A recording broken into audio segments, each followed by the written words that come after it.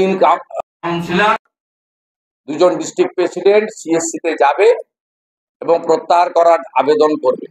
না হলে 8 তারিখের পরে আমরা ডেট ডিক্লেয়ার করব। প্রথমে সিএসসি অভিযান হবে, তারপরে 15 তারিখের পরে বিধাননগরে বিদ্যুৎ ভবন অভিযান হবে। বাড়তি বিদ্যুৎ ট্যারিফ প্রত্যাহারের দাবি আপনাদের মাধ্যমে সরকারকে জানিয়ে আমার বক্তব্য বা প্রেস বার্তা আমি শেষ করছি। প্রশ্ন প্রথমে তুলে দেবে, পরে 72টা জায়গায় যে জমি দেয়নি বিএসএফ কে, 72টা জায়গা খোলা পশ্চিমবঙ্গে, একমাত্র রাজ্য ত্রিপুরাও কমপ্লিট করে দিয়েছে, আসামও বর্ডার কমপ্লিট করে দিয়েছে, পাঞ্জাবও পাকিস্তানের বর্ডার কমপ্লিট করে দিয়েছে। জিরো। কোন দলের সরকার আছে দেখা দরকার, করে দিয়েছে। শুধু পশ্চিমবঙ্গে 72টা জায়গায় বিএসএফ কে জমি দেওয়া হয়।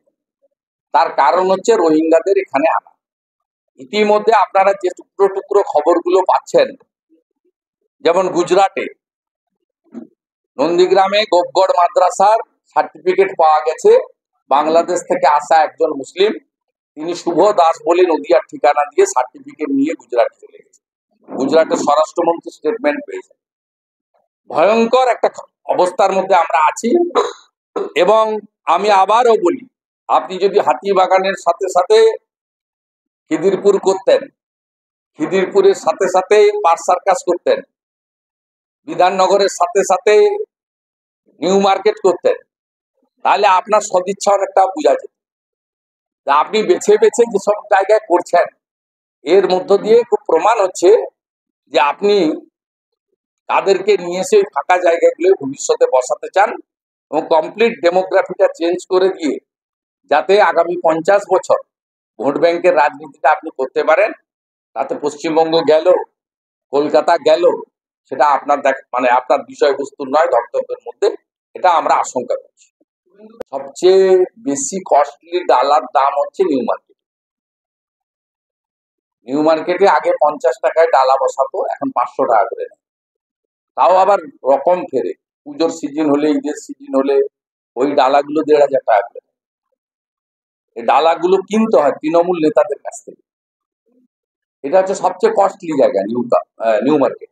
এরপর তো বাকি গোটা কলকাতা জুড়ে এবং বড় বড় সিটিতে একই জিনিস চলছে। এবং এখানে হাত দিলে যেহেতু ভোট ব্যাংকে আঘাত পাবে, তাই এখানে উনি হাত দেননি। উনি গড়িয়াহাট, যোগুবাবুর বাজার, খুব রাগ ভবানীপুরে, 9টার মধ্যে 5টা ওয়ার্ডে হেরে গেছেন। প্রিয়াঙ্কা টেবরিয়ালকে 54,000 ভোটে হারিয়েছিলেন, এখন নেমে এসছে 7,000। কি কঠিন অবস্থা। 1.5 বছর পরে 7,000টা তো থাকবে না, উনি জানেন। তাই জন্য আগে যোগুবাবুর বাজারটাকে পরিষ্কার করেছেন।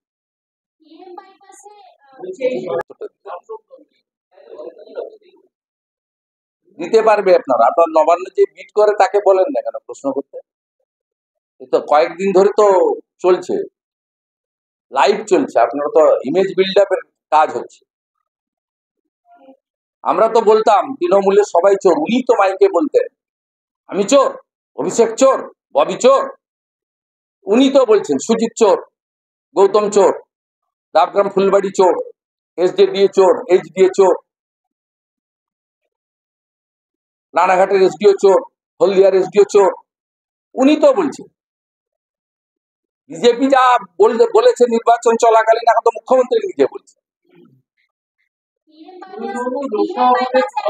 আছে, ওনার মুখে হাসি নেই। তার দুটো কারণ, একটা হচ্ছে নরেন্দ্র মোদীজি 3য় প্রধানমন্ত্রী হয়ে গেছে, 5 বছর সরকার চলবে, 300-র উপরে সিট নিয়ে এনডিএ সরকার চালাচ্ছে। অতএব আপনারা জানেন আজকেও স্পিকার ইলেকশন ভয়েস ভোটে হয়েছে, বিরোধীরা ডিভিশন পর্যন্ত চায়নি, কারণ বিরোধীদের অনেকেই আজকে অ্যাবসেন্ট ছিলেন। তার মধ্যে পশ্চিমবঙ্গের তৃণমূলের 5 জন আজকে অ্যাবসেন্ট ছিলেন, খোঁজ নিয়ে দেখুন, 5 জন অ্যাবসেন্ট ছিলেন। অতএব তারা নিজেদেরই ভোট রাখতে পারবে না, ওটা ভালো করে জানে এবং খুব সচেতন ভাবে জানে যে বিজেপি যে 39% ভোট পেয়েছে, 2,33,27,000।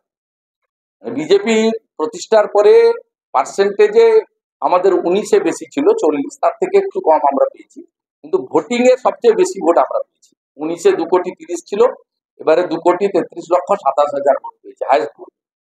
এবং এই ভোটটা যে একেবারে একদম নিখাত, এই ভোটে যে কোনো জল নেই, ছাপ্পা নেই, রিগিং নেই, কোনো মৃত লোকের ভোট দেয়নি, এবং এই ভোটে 99% হিন্দুদের ভোট। আমরা 1% মতো মাইনরিটি ভোট পেয়েছি হিসাব মতো, 99% হিন্দুদের। এটা মমতা ব্যানার্জির কাছে খুব অ্যালার্মিং। 92টা বিধানসভাতে ভারতীয় জনতা পার্টি এগিয়ে রয়েছে। কলকাতার মতো জায়গায় ভারতীয় জনতা পার্টি জোড়াসাঁকোতে, শ্যামপুকুরে, এইসব জায়গায় এগিয়ে রয়েছে, এবং রাসবিহারী, মানিকতলা, বেলগাছিয়া, কাশীপুর এগুলো প্রায় সমান সমান। ভবানীপুরে 54,000টা 7,000-এ নেমে গেছে। মুখ্যমন্ত্রী নিজের এলাকাতে ওয়ার্ডগুলোতে চোখের সামনে, উনি যেদিক দিয়ে যাতায়াত করেন নবান্ন, সব ওয়ার্ডে এইসব দেখে শুনে তিনি আতঙ্কিত, এবং সেই কারণে তার এই সময়টাকে তিনি বেছে নিয়েছেন, যেহেতু আগামী 1.5 বছর কোনো নির্বাচন নেই। 2026-এর এপ্রিল মের আগে এই মুহূর্তে কোনো নির্বাচন নেই। তাই এই সময়কালে প্রথমে অত্যাচার, তার উপরে আত্মসমর্পণ, সারেন্ডার। একইভাবে এই সরকারের এতটুকু লাজ লজ্জা নেই। আজকে মাননীয় ডিভিশন বেঞ্চ, বিচারপতি হরিশ ট্যান্ডন এবং হিরণময় ভট্টাচার্যের বেঞ্চ, তারা আজকে পোস্টপোল ভায়োলেন্স মামলায়, যে মামলায় আমি মামলা করেছি পিল, সেখানে বলছে যে পশ্চিমবাংলায় আইন শৃঙ্খলা রক্ষা করতে রাজ্য পুলিশ ব্যর্থ। আজকে অর্ডার একটু পরে আপলোড হবে, লাইভ ভিউতে সবাই দেখেছেন, এবং সেখানে বিচারপতি বলছেন, সিনিয়র বিচারপতি ডিভিশন বেঞ্চে, যে কেন্দ্রীয় সরকার এবং তার স্বরাষ্ট্র দপ্তর ঠিক করবে কতদিন সেন্ট্রাল ফোর্স থাকবে, কোথায় কোথায় সেন্ট্রাল ফোর্স রাখবে, কি কি ব্যবস্থা নেবে। কার্যত 355 লাগিয়ে দিয়েছে, ঘুরিয়ে বলা যেতে পারে। কেন্দ্রীয় সরকারের হাতে আজকে ল অ্যান্ড অর্ডারটা পুরো ছেড়ে দিয়েছে কলকাতা হাইকোর্টের ডিভিশন বেঞ্চ। যে পুলিশ মন্ত্রী পদত্যাগ করা উচিত, পুলিশ মন্ত্রী পদত্যাগ করা উচিত। এবং যে সরকারি আইনজীবীরা সরকারের পক্ষে সব স্বাভাবিক বলেছে, আজকে আমি আমার লয়ারের মাধ্যমে 1821 জন ঘর ছাড়ার নাম কোর্টে জমা করে প্রমাণ করে দিয়েছি যে সরকারি লয়ারকে যে তথ্য রাজ্য সরকার সরবরাহ করছে, এই তথ্য সম্পূর্ণ বিকৃত, এবং এই তথ্যের সঙ্গে বাস্তব সত্যের কোনো সম্পর্ক নেই। আজকে এই কোচবিহার জেলা থেকে 22 জন পঞ্চায়েতের মেম্বার বিজেপি কলকাতায় এসে পৌঁছেছে। আমি দুপুরে তাদের নিয়ে মিটিং করেছি, তারা এখন কলকাতা হাইকোর্টে লয়ারের চেম্বারে আছে। তারা আগামীকাল কেস ফাইল করতে যাচ্ছেন। কোনো পঞ্চায়েত মেম্বার, প্রধান, উপপ্রধান গ্রাম পঞ্চায়েত অফিসে ঢুকতে পারছে, এবং যারা ঢুকছে তাদেরকে পুলিশ এসে তুলে নিয়ে গিয়ে কোচবিহার জেলা অফিস থেকে জয়েন করেছে। নিপেন বিশ্বাস বলে এক প্রধান, তাকে জয়েন করিয়েছিল অভিজিৎ বলে কে আছে ওদের সভাপতি, তিনি আজকে কলকাতায় আমার কাছে এসেছেন। তাকে আমি যখন জিজ্ঞেস করলাম, বলো পুলিশের ওসি নিতে গিয়ে তাকে জয়েন করিয়েছে। ভিডিও ফোন করে বলেছে মাথা ভাঙার ভিডিও, যে আপনি কেন অঞ্চল অফিসে আসছেন না। ওকে ডেকে আনা হয়েছে, 100 জন গুন্ডা গিয়ে তাকে তুলে নিয়ে এসছে। পুলিশ তাকে নিয়ে গিয়ে জেলা বিজেপি, জেলা টিএমসির অফিসে ঢুকিয়ে দিয়ে এসছে, সেখানে জেলা সভাপতি পতাকা।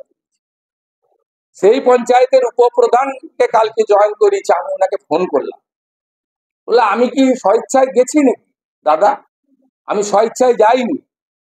আমার বাড়িতে অসুস্থ শাশুড়ি আছে, যেভাবে বাড়িতে এসে টর্চার করছে, তাতে আমার এইটা করা ছাড়া উপায় ছিল না। আমি আপনাদের সঙ্গে ছিলাম, আছি, ভবিষ্যতে। এই পরিস্থিতি পশ্চিমবাংলায় চলছে। রক্ষক ভক্ষক, আজকে কলকাতা হাইকোর্টের ডিভিশন বেঞ্চ পোস্টপোল ভায়োলেন্স মামলায় যে মন্তব্য করেছেন, যে অর্ডার দিয়েছেন, এরপরে এদের মুখ দেখানো উচিত নয়। আমি আরেকটা মামলা করেছিলাম, আজকে হিয়ারিং হয়েছে সিঙ্গেল বেঞ্চে, নন্দীগ্রামে। যেহেতু কিছুতেই আমাকে হারাতেও পারছে না, আমার এলাকায় ব্যাপক জয় হয়েছে বিজেপি। 16টার মধ্যে 15টা বিধানসভায় লিড, 2টো লোকসভায় আমরা জিতেছি। 1956 লিড বেড়ে 8200 হয়েছে আমার কনস্টিটিউয়েন্সিতে। সেখানে এক মাসে 20 দিনের মধ্যে 47টা এফআইআর করা হয়েছে। একটা লোক লিখেছে বসিরউদ্দিন বলে লকলার, এবং তারা কেউ টিপ দেননি, সবাই সই করেছেন, অথচ লিখিয়েছেন একই বয়ান। আর 32 জন আসামি সবগুলো কেসে সমান, সব কেসে। ভাবতে পারেন কোন রাজ্যে আপনি আছেন? কোন রাজ্যে আছেন? CrPC, IPC, constitution, judiciary, human right সবকে বুড়া আঙ্গুল দেখিয়ে সব চাই। 29টাতে শান্তি নেই ওনার, আরো 13টা চাই। 42টাই ওনাকে দিতে হবে, 294টাই ওনার চাই। সবাইকে ওনাকে দখল করতে হবে। অতএব যত করবেন তত মানুষ ঐক্যবদ্ধ হবে। পৃথিবীর গণতন্ত্রে, পৃথিবীর ইতিহাসে কোনো স্বৈরাচারী শাসক বেশি দিন ধরে টিকে থাকতে পারেনি। সে ফার্দিনান্দ মার্কোস হতে পারে, জিয়াউল হক হতে পারে, জিয়াউর রহমান হতে পারে, যে কেউ হতে পারে। গণতন্ত্রে সব সময় মানুষ শেষ কথা বলেছে। প্রদীপ নিবার আগে যেমন দপ করে জ্বলে ওঠে, এই লোকসভা নির্বাচনের ফলাফলের ক্ষেত্রে তৃণমূলের তাই হয়েছে। প্রদীপটা নিববে, তাই নেবার আগে শেষ জ্বলা জ্বলে উঠেছে। অমল দত্ত কেউ নয়, তিনি এত বড় পার্লামেন্টেরিয়ান, তার কোনো মূল্য নেই। সোমেন মিত্র এত বড় ভেটারেন পলিটিশিয়ান, তার কোনো মূল্য নেই। আবুল হাসনাত খান এত বড় ভেটারেন পলিটিশিয়ান, তিনি কেউ নয়। এত হাই এডুকেটেড শ্রমিক লাহিড়ী, তিনি এত পপুলার নয়। একটা উচ্চ মাধ্যমিক পাস করা, এমবিএ লিখতো আগে, এখন লেখে না। কয়লার কেসে 8বার ডেকেছে, সুপ্রিম কোর্ট থেকে প্রোটেকশন নিয়ে ভোটে লড়েছে। তিনি 7,10,000 ভোটে জিতিলেন। ভাবিতে পারেন আপনারা কোন রাজ্যে আপনি বসবাস করেন? এই লড়াই চলছে। মুখার্জি রোডের মালিককে সবাই জানে। কেন মুখ দিয়ে এগুলো বলছেন? ওই জন্য তো ভবানীপুরে হেরেছে। ছাপ্পা মেরে 54,000-এ বাই ইলেকশনে জিতেছিল, 7,000-এ নেমে গেছে। 9টার মধ্যে 5টা ওয়ার্ডে বিজেপি। লোক সুযোগ পেলে আরো দিয়ে দিবে ভালো। একটু সুযোগ পেয়েছে, সেন্ট্রাল ফোর্স ছিল বলে দিয়ে দিয়েছে, সবটা সুযোগ পায়নি। সব ওয়ার্ডে হেরে হেরে এসেছে। মুসলিম অধ্যুষিত চেতলা 2টো ওয়ার্ড বাঁচিয়েছে। সাংবিধানিক অধিকার দিয়ে করেছেন। রাজ্যপাল মহোদয় পার ডেলিগেট করতে পারেন, তিনি আমাকেও দিয়ে দিতে পারেন, আমি শপথ পড়াতে পারি, সে ক্ষমতা ওনার আছে। মহামান্য রাজ্যপাল মহোদয় যা করেছেন তার সাংবিধানিক অধিকারের মধ্য দিয়ে করেছেন, তার এটা ব্যক্তিগত ইচ্ছা নয়। অতএব এখানে দুজনকে যে শিখিয়ে পাঠিয়ে দিয়েছে, ওরা আমাদের নকল করেছে। বিজেপি বসতো ওখানে, স্পিকার তো ব্যান ঘোষণা করেছে, ওখানে কেউ ধর্ণা প্রদর্শন করতে পারবে না। আজকে স্পিকারের ব্যানটা কি উঠে গেল? মাননীয় স্পিকারের বক্তব্য দেখছিলাম, তিনি রাষ্ট্রপতির কাছে যাবেন। আমি মাননীয় স্পিকারকে অনুরোধ করবো, আপনি আগামীকালই যান, এই দুজনকে নিয়ে যান সঙ্গে। রাষ্ট্রপতি আপনাকে আইনটা ভালো করে, সংবিধানটা পড়িয়ে বাড়ি পাঠিয়ে। আচ্ছা, বলছি কৃষ্ণা